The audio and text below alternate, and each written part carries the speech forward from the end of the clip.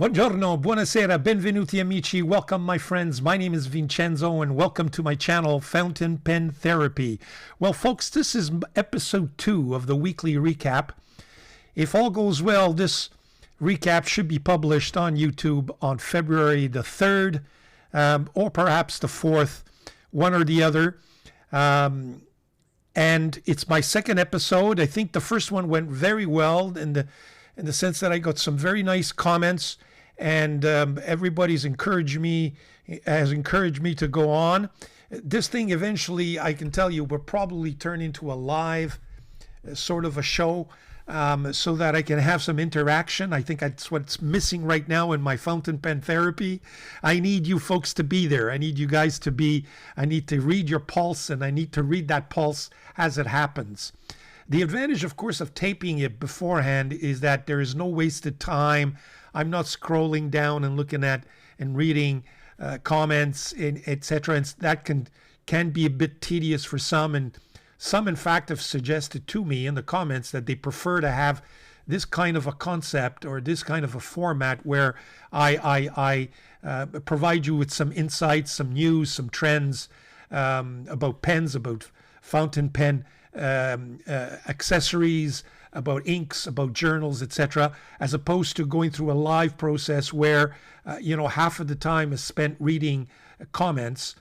But I think that even if I do a live show, I know the way I prefer to function, and I would want to make sure that live interaction is positive and that it adds to the show as opposed to taking away from the show. But look, I'm working out all the details. It's not easy. My son is coming back from Europe soon. He's the savvy guy. He's going to be able to hopefully take care of all the technical aspects. I know I've got all kinds of equipment here that I'm not using properly. I try to do it on my own, and it's not working out. I don't want any lag. I don't want any surprises. Okay, I'm a little bit of a perfectionist, and the one thing about live is that when it's live, folks. So if you have technical difficulties, then it causes a problem for everybody concerned. People take the time to set the time aside so they can listen to you at a given hour, and then you have technical difficulties. It becomes very frustrating, and I can understand that. So until any further ado, until further notice, I should say, we will continue to use this format of a weekly recap. And one person told me, don't burn yourself out, Vincent. He's right. I've got so many things to talk about, but you don't want to talk about them all at once, because if you do, you go too quickly, you don't deal with them properly, and then you run out of ideas. But I don't know. The fountain pen community, just through the comments, you get ideas. I don't think I go to bed without having 2 or 3 ideas jotted down in one of my journals. So there you have it. So okay, enough just nonsense talk, as we say. Let's get on with it. So what's been the show? What's been the show this week in terms of how I've handled myself? Well, first of all, let me look at the pens that I've inked for the week. I changed up a little bit. This is the pen case that I used this week, and we'll get to that in a second. Really nice, by the way. Here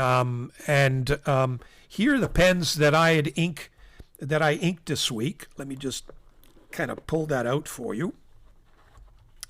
This week I had 9. I had originally 10, and I forget which one it was, but the 10th one was removed because it was dried up and it didn't work. So I was left with 9. As you know, I have my 3 Mont Blancs, the pencil, the ballpoint, I should say, and the 149 that are with me at all times. Pencil is a pencil. The ballpoint is used for my signatures, and the Mont Blanc is probably the go-to pen should everything else fail. Okay? I had my Joya. So I had 3 pens that I completely emptied this week. The Joya and this guy, folks, the Lotus Author. I have absolutely fallen in love with this pen. I'm not sure I'll ever get rid of this pen. It was the pen of the week last week. I had my Bennu, and I had my Twisby Echo. and I emptied all four, believe it or not. I had, four out-of-court examinations that lasted perhaps each the whole day. I took dozens and dozens of pages of notes, and the ink ran out. Even my TWSBI I managed to run out. Look, there's just a little bit left, and it's kind of not working anymore. So now, what was the pen of the week in terms of which pen I appreciated the most and that gave me lots of performance? It's this TWSBI Eco.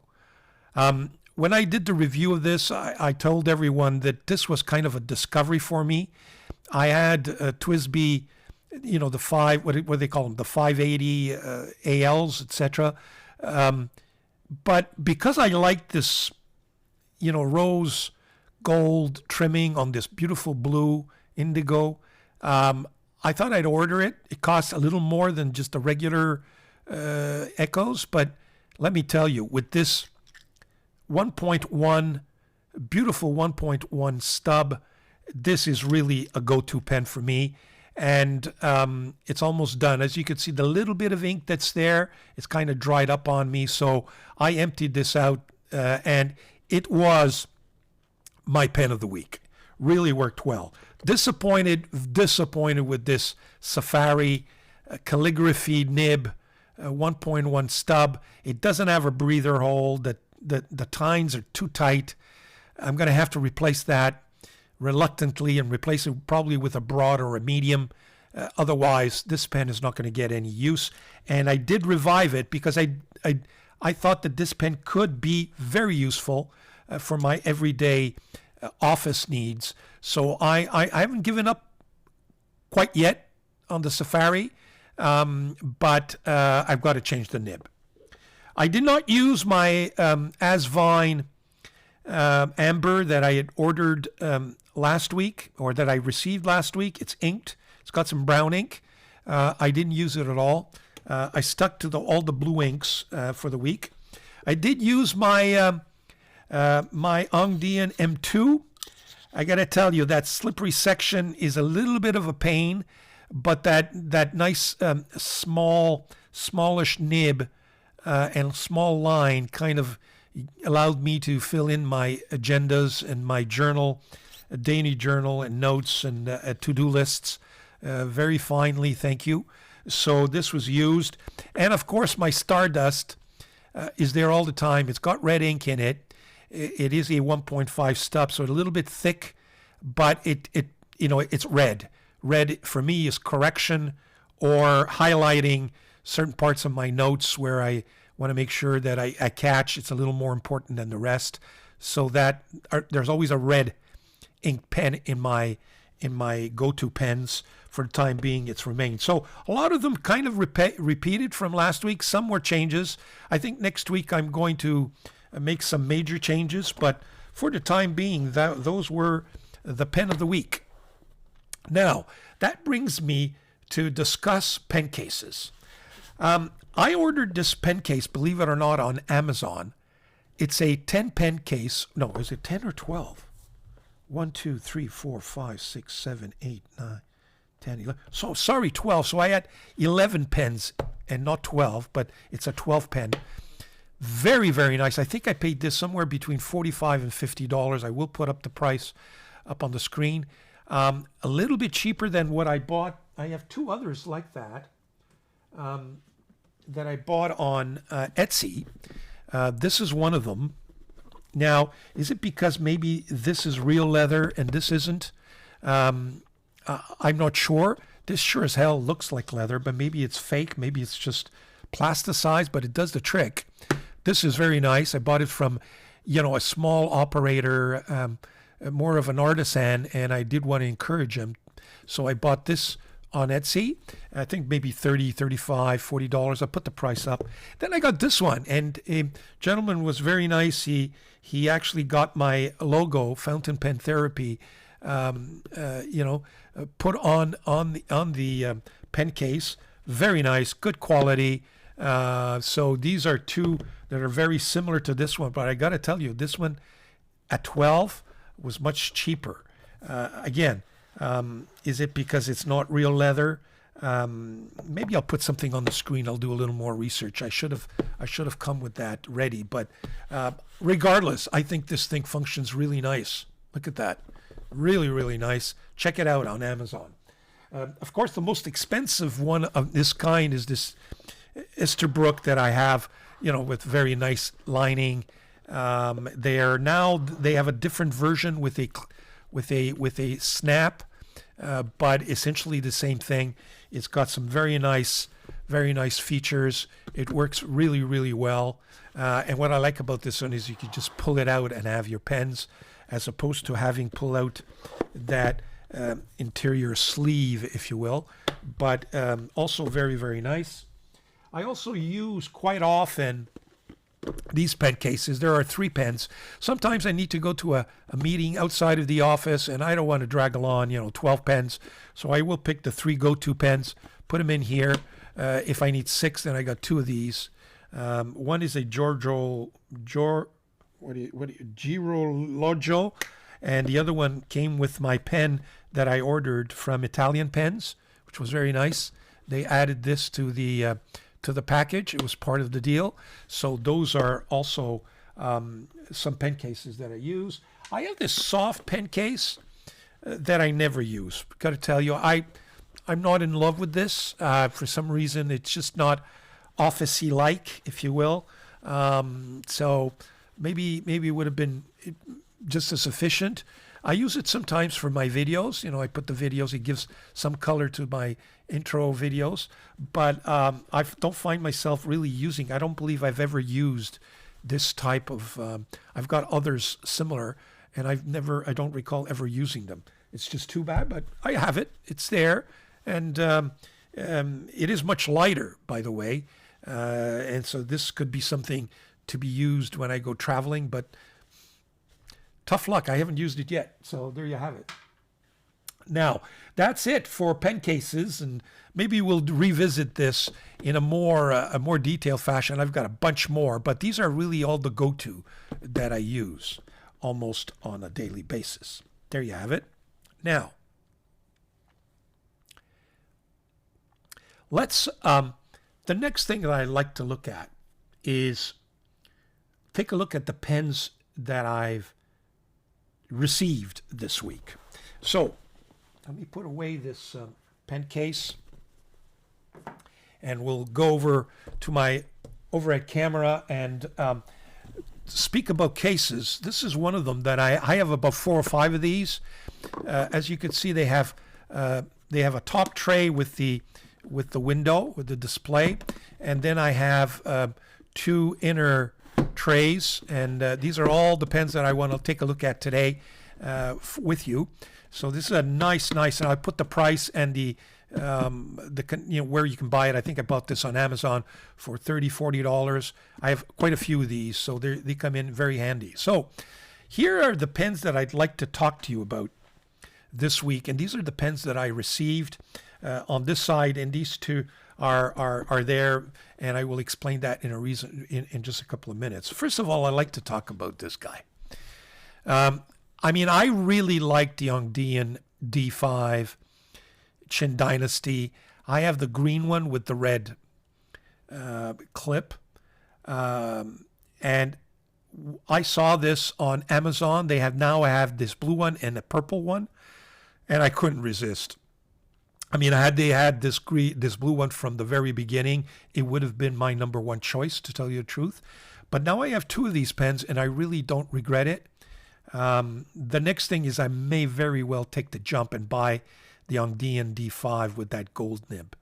But these nibs are so springy and nice that I'm just really hesitating. They're really nice nibs. I can't see how that gold one can be so much better and maybe cost me $200 more. But I'm hesitating. I think there are other priorities. So this is a really nice addition. Second, I received the Dieman A24. I got both, the white and the red. Take a look at them very quickly now. I will do a detailed review of these pens probably probably this weekend, and maybe I'll post them up on, publish them on either on Sunday or on Monday or Tuesday, something like that. But I don't want to give, spoilers alert. I got them. Here they are. They're in my hand. There's a few things that I like about these pens and a few things that I don't like about these pens. But stay tuned. That will be reviewed quite soon. I also got myself how can I go a week without a Ranga? Or a month without a Ranga? I shouldn't exaggerate. But I did get myself another Ranga, Abimanyu this Grande. And the reason why I wanted to show you this is because I got it with a Schmidt broad nib. Remember, we'll talk about Schmidt nibs in a second. And this Schmidt nib I had to get with my Ranga. So now I have Rangas with box. I have Rangas with Ranga nibs. I have Rangas with Yowo. And I have Ranga with Schmidt. It'll probably go into my pen case for this week. And we'll test it out in this beautiful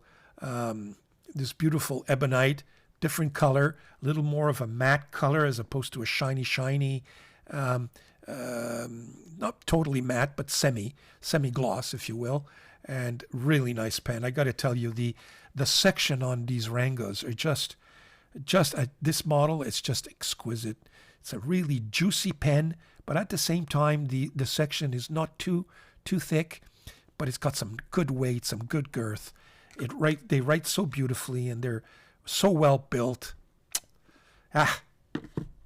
Indian Pen of the Year last year. We'll see who can take over, who can win them out next year. Okay, so those are the pens I deliver. I've got a bunch more that I've ordered and that I haven't received yet. So let me just go back to, here you are, folks. I did order, let me just tell you what I've ordered, what's in the pipeline, so to speak, and which ones I haven't gotten. I have two more pens, by the way, one more pen that I would like to show you that I've ordered and received, but before I get to the pens that I've ordered.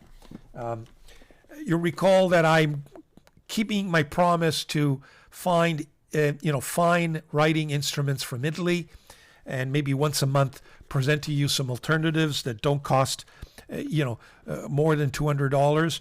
I finally took the jump and I got this Aurora. So the Aurora comes in this nice cardboard sleeve.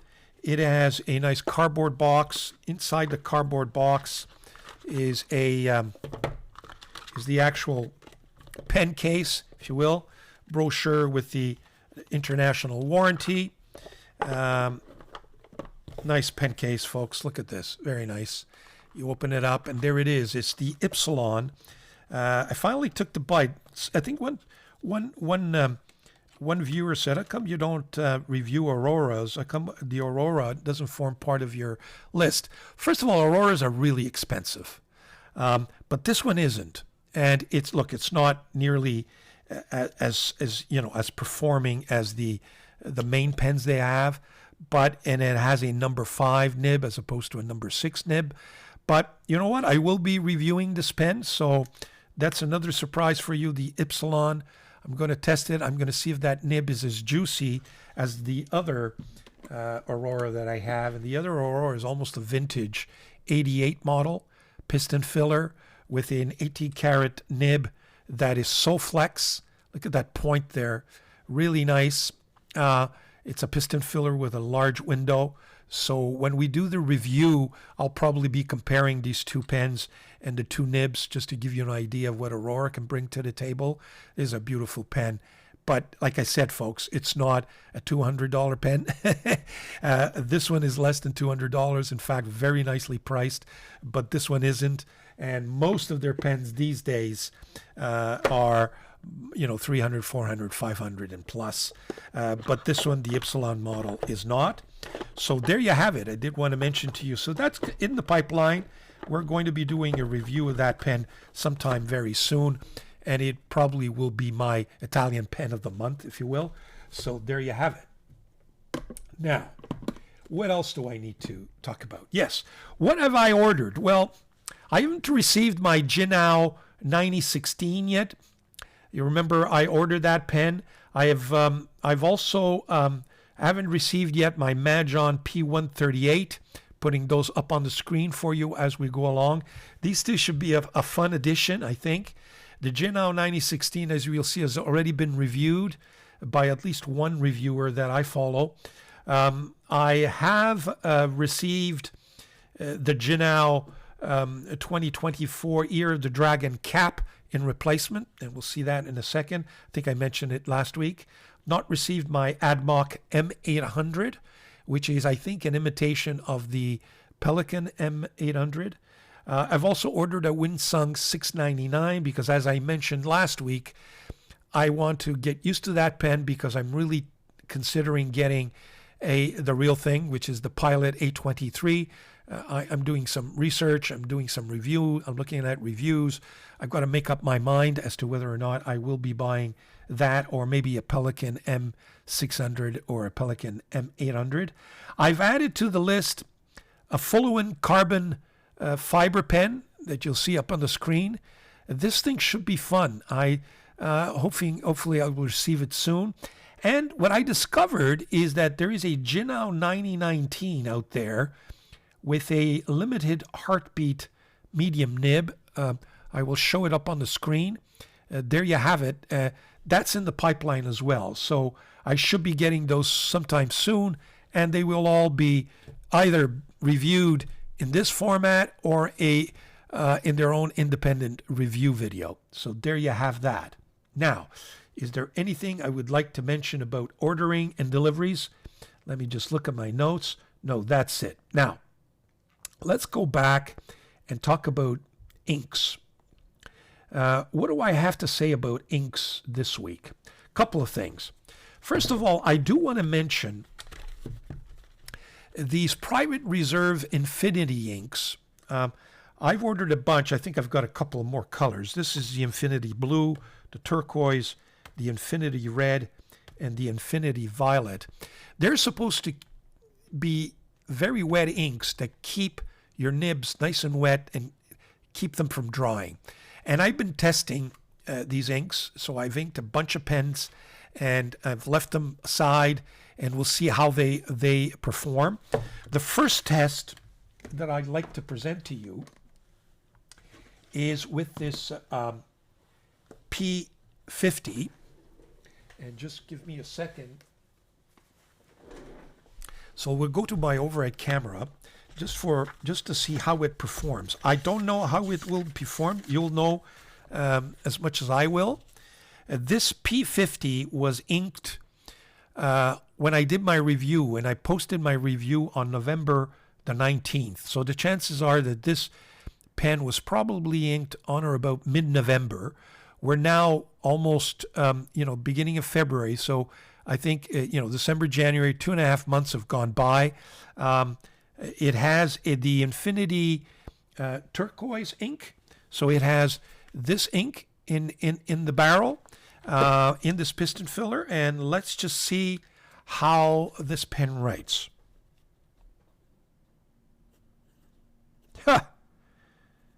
Asvine P50. Wow. That is really nice. It's got, like I mentioned, the ink is the private reserve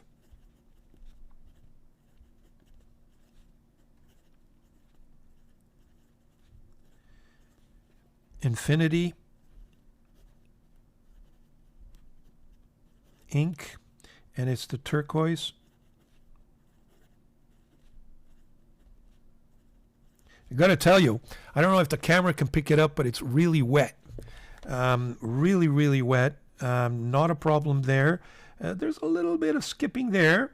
Just a bit. This is a medium nib, but take a look at it. I mean, it's... I noticed just on a few letters, it kind of missed the mark, but it's not far from being dry here, folks. I've got a feeling that if this nib gets some use, it will just open up and here a little bit of drag there, a little bit of drag, but for 2.5 months, no complaints there. Now, would this nib have given me the same performance without that ink? I guess that's the next thing. What I'm going to do is that I'm going to wash out this nib and put in another ink and just leave it alone and see if it gives me the same results as that infinity ink. So this is a long-term project. I really want to see whether or not these inks live up to their as advertised, so to speak, and we'll see what gives. So that's one of the inks I wanted to mention. The next ink that I wanted to mention is that I finally got oxblood. This thing's been on my list for almost a year now. It's everybody raves about this ink, Dieman oxblood. I have the writer's blood. I have several others, but now I have my oxblood. So you know what, oxblood. Let's see what you could do. Probably in my next review, if I can squeeze it in, I'm going to, because I'm looking forward to using that ink. But the surprise and the crème de la crème, as they say, that I've ordered and received from my good friends and excellent ink makers, Van Dieman's, and this is their 2023 ink collection. What they've done, and I'm reading my notes, I just want to make sure I get this right. What happened is that starting in April of 2023, they were starting to produce monthly inks every month. And I think if you're a member or a subscriber, I forget what the details were, but you got first shot at their April, and then they had the May ink, June, July, August, etc. And then at the end of the year, I think they realized they wanted to put together a collection. So they kind of improvised and they added the January, February, and March to create a complete collection. And then they're offering it now on sale. Believe it or not, you get this box with 12 beautifully created and inspired inks in these beautiful bottles. Okay. Oops, I think it's upside down. Here you go. They're 15 milliliter bottles. Very nice. Okay. Some are shimmer, some are sheen. We're going to take a look at these. I'm going to do a detailed review. So you go from January to December. I think these are very, very nice. Look at the packaging. I mean, Van Dieman's, by the way, don't forget, I think it still works. After I did a couple of reviews and I sent them my reviews, they wrote back to me and said, we will give a 10% discount to everyone who uses the code fountainpentherapy. So try it out. It might give you that, might still be good. I tested it when I ordered these inks and other inks just a couple of weeks ago, and it did work. Hopefully it's still working. But if you're interested in Van Dieman's inks, please. They're one of my favorites. Folks, you get 10% off. So what comes with it? Well, I've got this kind of a $15 gift card. Okay, so right away, it cost me $109 Canadian. Right away, if I use minus 10%, minus another $15 because I've got a gift card. They provided little swatch cards for them as well, and this beautiful information booklet that talks about how they're inspired each month. It talks about the different months and the different inks and how they came together. It gives you some tips on how to clean your pen, especially shimmering inks, tips for shimmering inks. So, choosing the right paper, some tips there. Beautiful. I think a very, very nice touch. Van Dieman's Ink 2023 collection. Can't say anything more about it than it's all good, but I will be doing a review of each of those inks, or maybe doing a couple of reviews because there are 12 of them, and that will be posted up shortly. So those are my insights for ink. Now, let me just show you what else I ordered and what else I received of interest. I should have showed this perhaps with pen cases. I ordered this Schaefer vintage pen case, or pen, I don't know, pen holder, if you will. But what I didn't realize was that it's for slim, very slim pens. And if you have a big girthy pen, such as my Ranga Abhinamyu, you'll see it doesn't fit. So if anybody is interested in this, be aware that it will only take very, very slim pens. But, it was a vintage pen holder, if you will. I thought I would use this for, my reviews, but I realized only if you have thin pens, folks. So that I ordered. I did order this thing on Etsy as well. That, again, this will take any size. They have it in 1, 2, and 3 format, 3-pen format, that I thought I could use for my pen reviews because it doesn't slip. It doesn't, so it's a nice touch. But as you can see, it's got a kind of a leather backing. This is also something that you could put on your desk as a pen holder. Very nice. I think I'm going to get the 3 and the 2 pen holder for my desk. Then I was also curious. I saw this for sale. Now, between you and I, it did come damaged, which is unfortunate. It's got a little nick there. It's got a little nick here and a little nick here. This probably was a pen holder that accommodated a pen, or that came with a pen, and I guess they sold the pen, and now they're selling the box. That's all I can think of. But you see that it holds one pen here, so you would think it's for one pen. But when you remove the sleeve, it actually it accommodates 3 pens. So for your desk, for example, if you pull out three pens and you don't want them to slide on your desk, it holds that really nicely, and you can close it up. There you have it. So at the end of the day, this is going to the office, because I always really have 3 pens out, if you will, from a 12-pen case. And they're immediately accessible to me, usually my red pen and 2 go-to blue pens. And this is going to be a nice touch for the office, I think. So there you have it. That's another fun accessory that I ordered on Etsy that you may be interested in. But beware, I don't think I'm going to return it. It does have a nick here, and a nick here. I think at least that's what it looks like. Yeah, it looks like nicks, which is too bad. It did come with a plastic protective covering, but for some reason it just, you got the corners nicked, so that's unfortunate. But there you have it. Those are some accessories that I did want to talk about today, and that I did receive. So give me a second. We'll be right back. I want to discuss some notebooks that I receive and some journals, which I think are very interesting. So I'll be right back.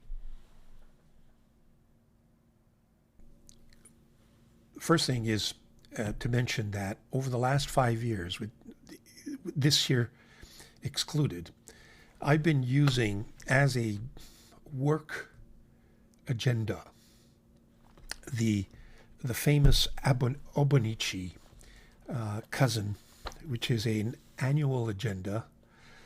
You have a sample here. This is a 2023 version that I bought at the end of the year on sale.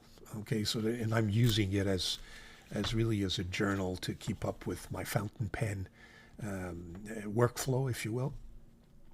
Fountain pen therapy workflow, the YouTube channel for workflow. And this is a, if you're not familiar with it, it's a 1 day per page agenda that covers the entire year. You can have this in format where the entire year is in one journal, like this one, or you can have it split in 2 if you want a thinner and lighter carry journal. It has weekly tables. It has monthly tables, and it's Tomoe River paper. Very, very nice. I've been using it for, like I said, mentioned last 5 years. In 2023, which was the last year that I used it, this thing was going in Canadian dollars. By the time it got to me in Montreal, Canada, we're talking about anywhere between $80 and $90 Canadian. Okay. And this year I said to myself, well, maybe I want to find an alternative. In addition, I always have kind of a little bit of a spare notebook, freestyle with no dates, where I can take some additional notes. Okay?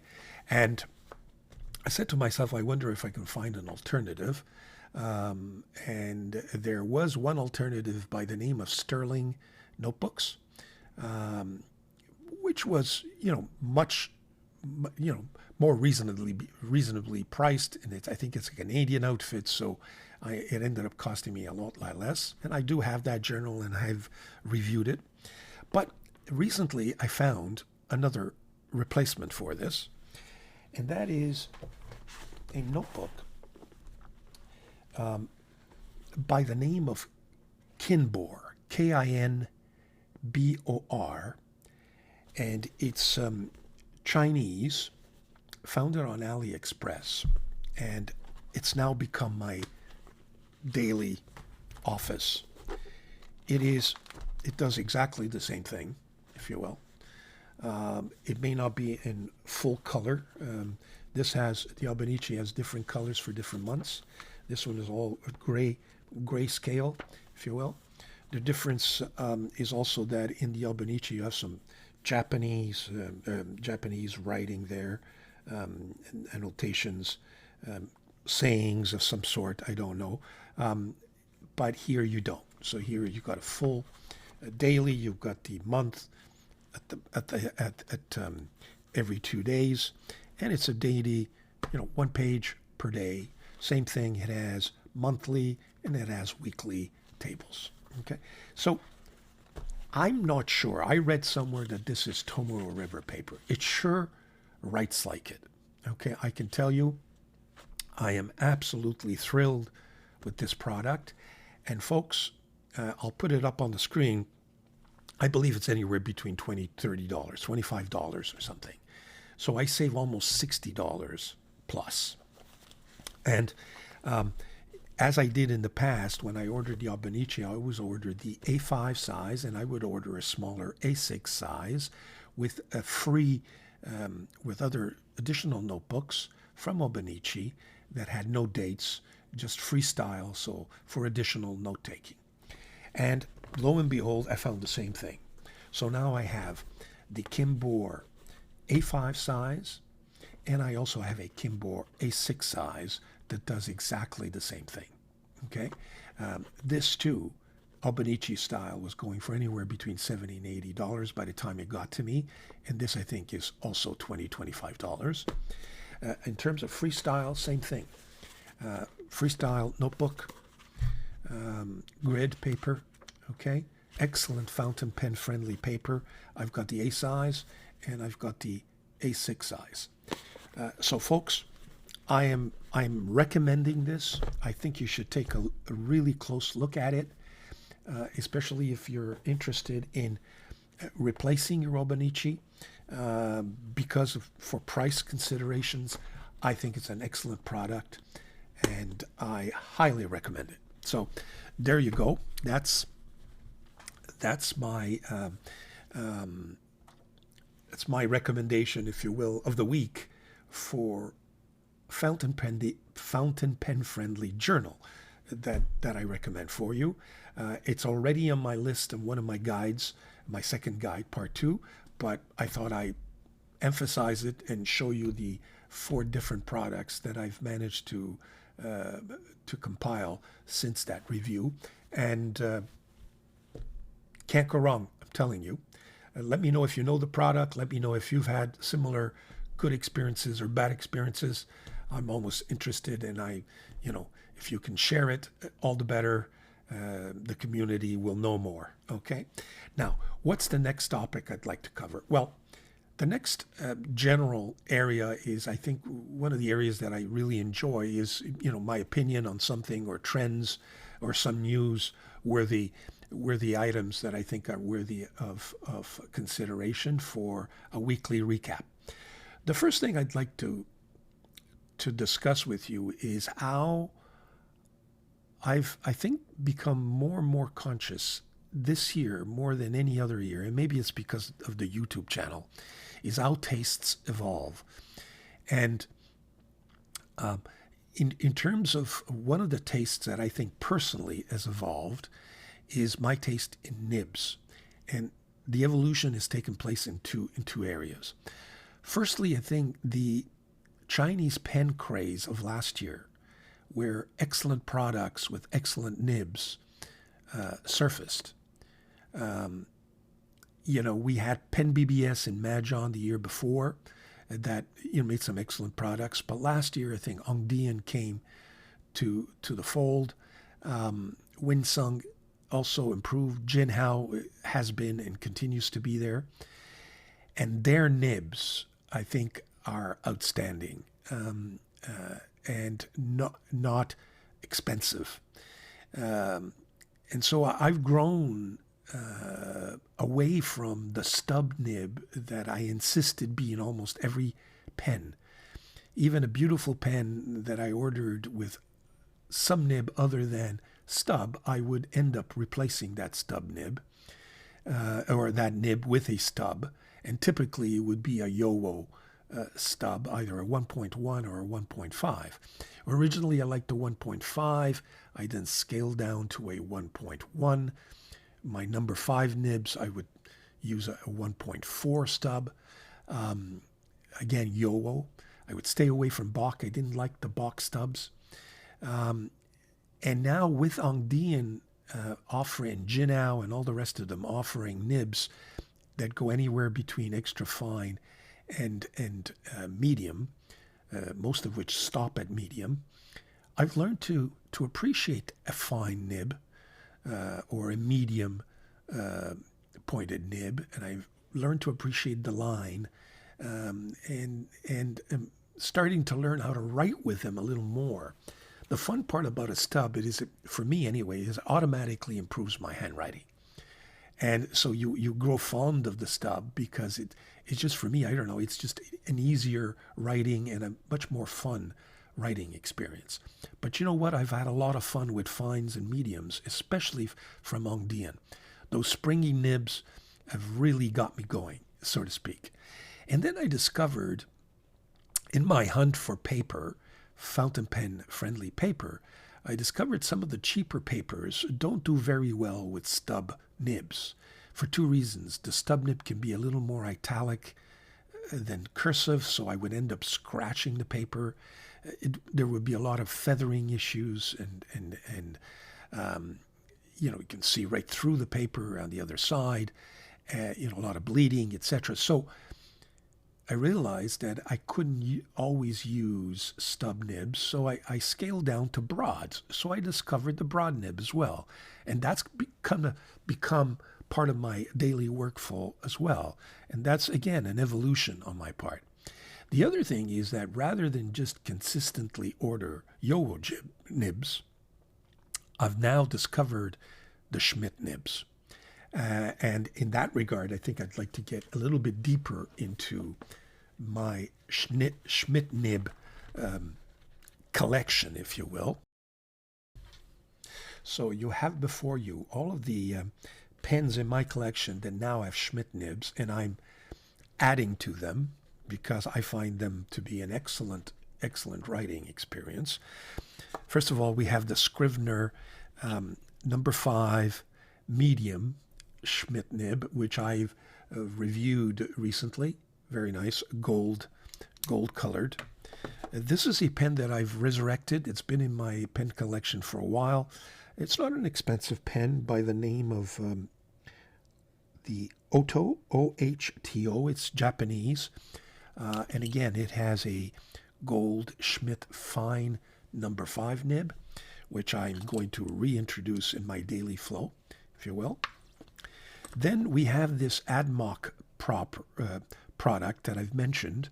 This is an older pen, I think a couple of years old, again with a Schmidt nib. And this is, I just realized I had these things in my collection. Okay, and it's a Schmidt nib, posts very nicely, not expensive, a little bit on the smallish side, but when posted, very, very comfortable pen. So that's one of the AdMock pens I have. I have this pen, which I showed you last week that I ordered. It's kind of a no-name AdMock, sky blue, duofold sort of design, and this one has a number 6. So now all of a sudden I got a number 6 sized fine nib, gold plated Schmidt, which I've added to my collection. That was just last week. I have this Fenmu fun pen with a Schmidt nib, again a fine, but this time silver colored nib. This is a fun pen, by the way. Some people would say this thing is a disaster waiting to happen, because if you push down, there goes the ink. I'm not sure why they chose to do it that way. I think you can play with this a little bit, but it is a disaster to happen. But I just find it a really, it's kind of a pocket pen. I think it's fun. I like these fun pens, especially when they're demonstrators and you can see the mechanism. So that's the Fanmu.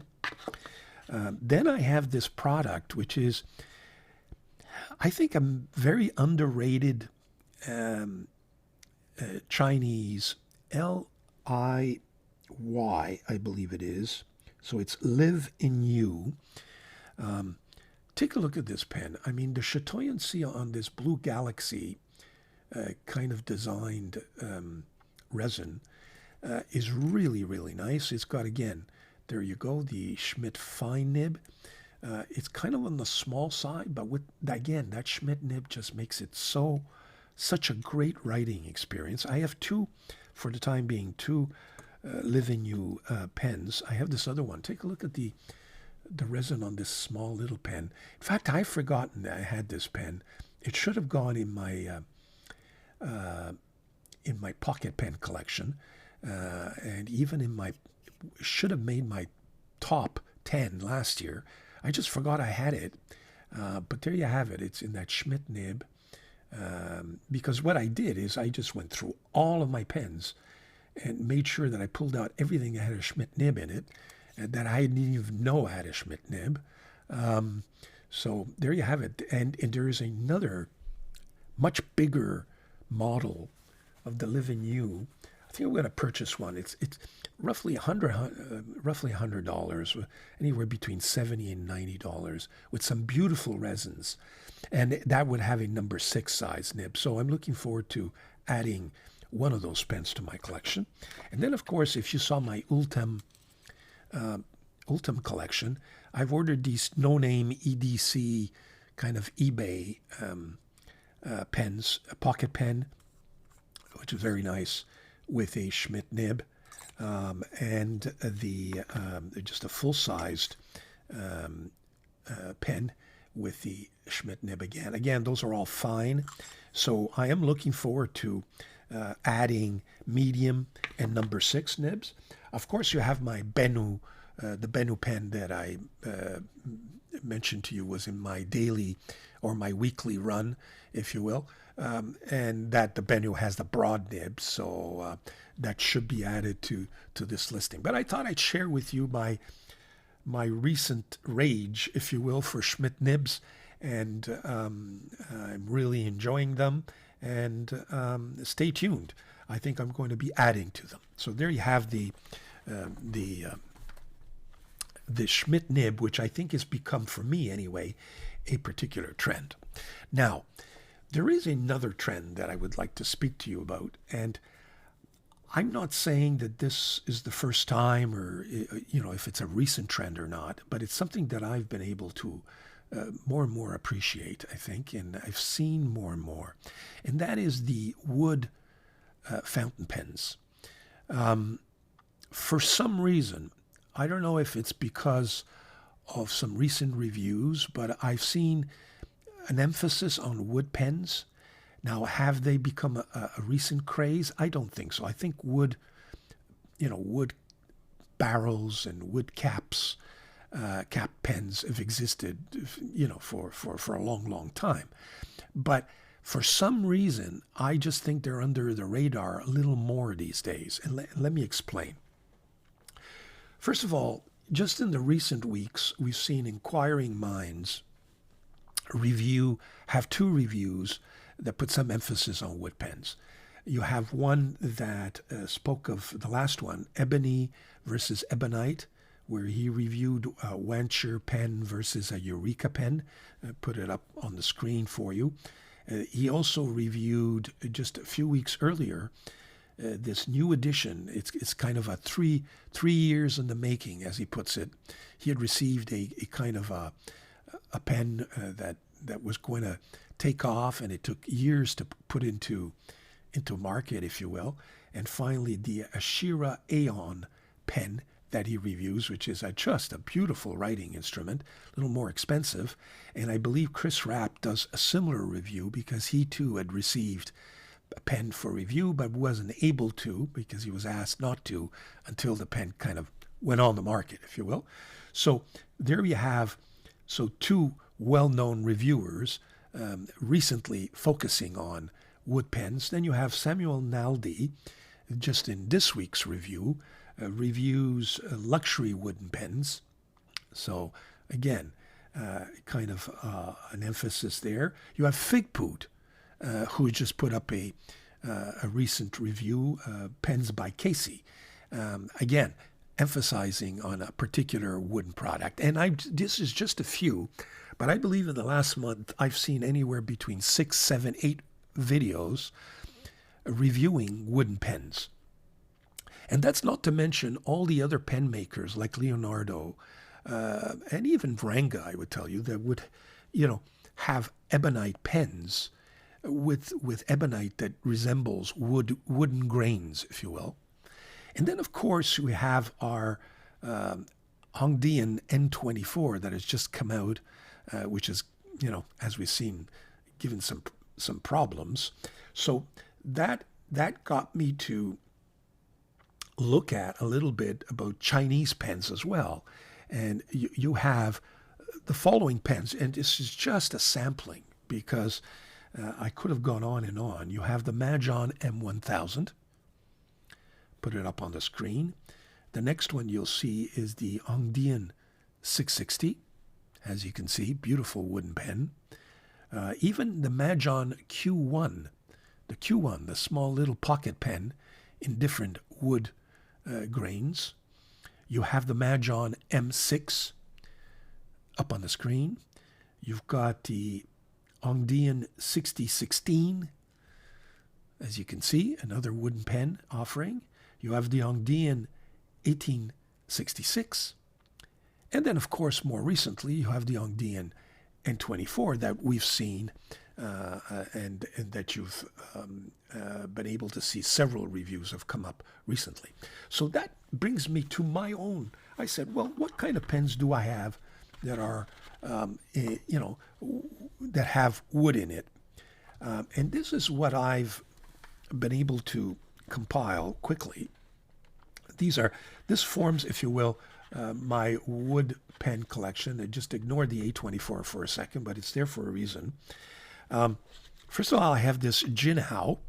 It's an older model, and as you can see, with a wooden barrel. Okay, a heavy pen, but does have that wooden barrel. I have this vintage Schaefer.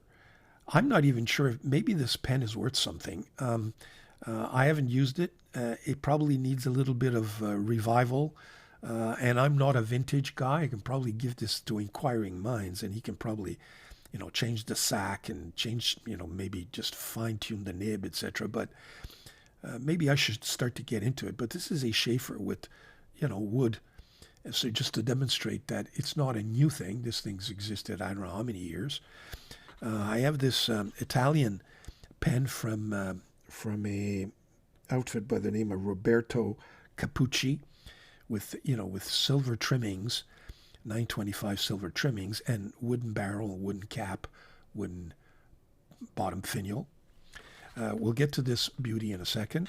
We have this Jinhao that I probably never used, and maybe I will ink up and start using. Again, metal cap, but wooden barrel, and I think it comes in different colors of wood or different grain. And then, of course, we have probably one of my grail pens, which is this Delta Amalfi Magnifica. It's one of the first pens that I reviewed. So if you go back, way back when, from my beginnings, my YouTube channel, it may have been actually the first one that I reviewed, if I'm not mistaken, or certainly one of the first 5 anyway. This is a beautiful pen. Now the wood part, or the wooden barrel that you see there, is actual wood from olive trees on the Amalfi Coast. So that is really a nice touch. And take a look at that nib. That is the Delta Fusion nib that they had at the time. Beautiful resin. It's got these gorgeous gold trimmings, all kinds of symbols that I get into in the review. You have symbolic trimmings there, symbolic bottom finial, symbolic the Amalfi coat of arms. At the top finial, you've got symbols on the clip. You've got a beautiful center band. You've got that resin that goes from dark blue to light blue, symbolizing the sun and the sea, and the combination of how one glitters on the other. A very, very nice pen. Now, one of the problems with this pen that I've had in the past is that I mistakenly, I don't know if you can see it, but I had ink on my fingers and I kind of smudged the pen with blue ink. And unfortunately, this barrel doesn't appear to have any kind of varnish on it, so it's almost the wood, just with some smoothing. And I had blue ink all over the top part of it, where I was holding the pen. And I tried to remove it, and I scrubbed it off. And that's why you can probably see that the wood is a little bit discolored here as compared to the bottom part. I would love to be able to put some material or some varnish, some liquid over this barrel to protect it in the future from any future accidents. But I'm just not capable of doing that. I'm not that technical. But if anybody has any suggestions, please let me know. I'd really like to keep this this pen from any future disasters. So there you have my beautiful Delta Magnifica Amalfi. Of course, you have the N24 with the cracked barrel. Take a look at that crack, which is really, really unfortunate. I gotta say, it's just too bad that this has happened. So the moment I got that pen, one of the viewers saw it when I was reviewing the pen on a published review, and I started getting messages, "Hey, you've got a crack in your cap." And I said, "What?" So I went back to my cap, and suddenly I saw this crack that I hadn't seen before. So I had to publish a revised review just to put up to date and do indicate to my viewers that I did have that crack in that barrel. I communicated with Etsy, Easy Buy, and I said, "Look, I've got a cracked barrel." And she very kindly said, "Don't worry, we will send you a replacement. It's probably because of winter conditions, with a change of temperature. That's why it cracked." So she sent me, very kind, sent me, a replacement cap that I decided I would just leave in my pen box, unused.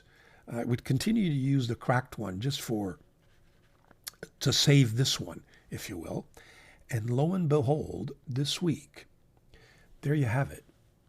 Crack has developed in that one as well. Take a look at that. So it really just developed on its own, without any use on my part. So there's got to be a design issue that is putting some stress on that wood, or it's just this wood that is so fragile. So Dieman has got a definite quality control problem there on their hands. If I can make a recommendation to Dieman, this pen is just an absolutely gorgeous pen that commemorates the Year of the Dragon 2024 in just great style, okay, in my view. It's a girthy pen. It's got a springy nib. It's just gorgeous. And I think they should consider redoing this pen, but with a resin or with an ebonite barrel and finial or bottom part section, but an ebonite that kind of imitates wood grain, or even a resin that imitates wood grain, and reestablish the reputation of this pen. I know they've come out with and one way of doing it would be like this Visconti, and that's why it's there. Don't get me wrong, this Visconti is not wood, but take a look at that resin. This is my favorite Visconti pen. It's kind of reestablished my faith in this company, because otherwise their nibs are garbage, or at least in my estimation they are. They have beautiful pens, but the nibs are hit and miss, 3 out of 4, I think. This is a beautiful pen. It writes just beautifully. There's no complaints there. And take a look at that resin. It's not wood, but it's a walnut finished, or a walnut imitation made up of resin. So you don't have you will not have the cracking issues, that's for sure. If they could use that same resin on that N24, I think it would be absolutely spectacular. And I think they should, because otherwise some people are going to lose faith in Dieman. They were my pen of the year, or my pen maker of the year last year. And I wouldn't want this pen to ruin all of their efforts and their evolution. Now, in all fairness, they have come up with the A24, and I will be reviewing this pen sometime soon, and maybe they should use that resin for the N24 or this kind of style. But this pen has some shortcomings, in my view, that don't match the N24.